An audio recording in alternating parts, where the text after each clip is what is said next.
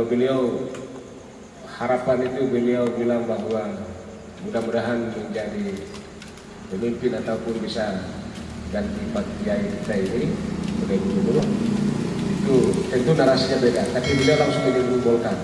Tentu ada peristiwa apa di Golkar ini kan hari ini.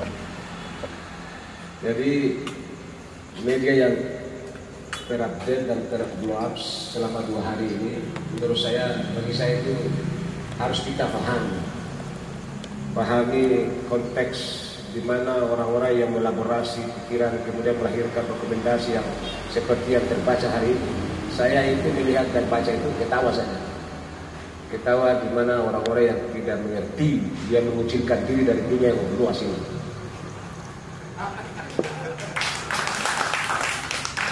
Kalau kita kerja sistem, maka Golkar itu telah menyimpang daripada sistem untuk Maluku Utara.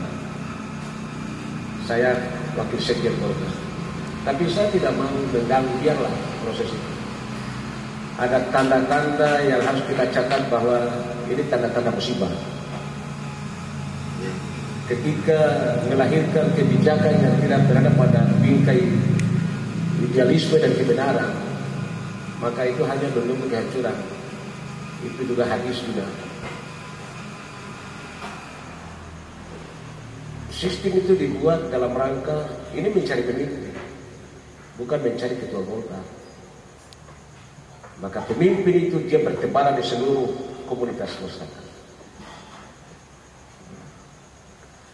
Kalau hanya mendorong kader Golkar, itu berarti kita menyimpang dari sistem yang benar. Golkar itu dia buka ruang menyeleksi dari seluruh segmen masyarakat. Ada kader Golkar, ada kader partai lain seperti di PDIP, ada di Hanura, ada di Nasdem, ada di Demokrat, ada di Gerindra. Semua itu menjadi potensi kader bangsa di daerah ini, yang oleh partai apapun harus mampu menerobos dan melakukan penetrasi untuk masuk. Karena ini kita cari pemimpin dalam rangka apa? Demi kepentingan umat yang lebih besar. Ini bukan gubernur Golkar, ini gubernur masyarakat Maluku Utara dunia wal akhirat. Nah, kalau di partai politik ada tidak dapat, masih ada lagi, ada di birokrasi. Kalau di birokrasi ada tidak dapat, maka ada lagi di dunia kampus, akademisi, teknokrat. Partai tidak boleh dicipta sebagai satu instrumen yang hegemoni menguasai seluruh proses itu masyarakat. Partai politik sebagai infrastruktur politik, suprastruktur politik, yang melahirkan infrastruktur politik seperti parlemen. Dia harus mampu melakukan agregasi dan mengartikulasi itu dalam sebuah tindakan nyata. Nah, kebijakan yang kemarin itu di Golkar itu apakah melalui satu agregasi?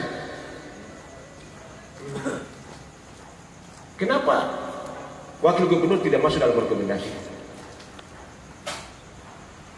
Dia tidak boleh subjektif pada wilayah yang absolut mengisolasi diri dari dunia yang luas ini. Tidak bisa. Itu partai politik. Dia harus membuka diri untuk berada pada seluruh potensi masyarakat. Dan yang berikut adalah itu soal teknis saja. Kalau misalnya survei itu Anda kader Golkar tinggi, maka pasti Anda.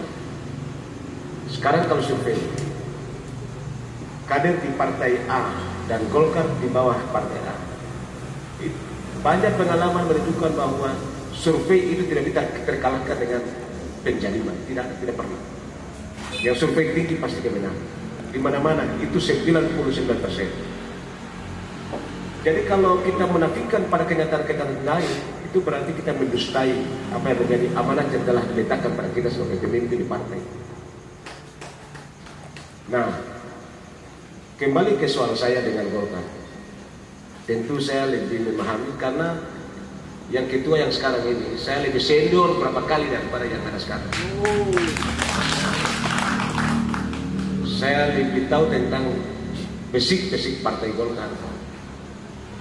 Jadi kalau melahirkan ini kita paham sudah. Kalau dalam tinjauan sosiologi, Anda tidak boleh marah karena dia punya cara berpikir cuma sampai di situ. Kalau kita marah dia itu berdosa karena dia tidak mampu berpikir.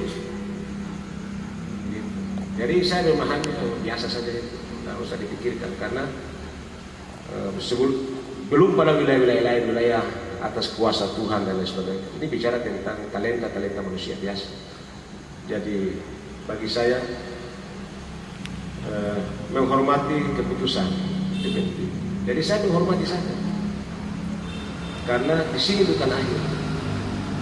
Keputusan politik partai dalam level gubernur itu gawenya lewat pimpinan pusat. Jadi hal yang ini saya mau bilang, kalau ini tercover di media masyarakat Maluku Utara, saya bilang istighfar saja.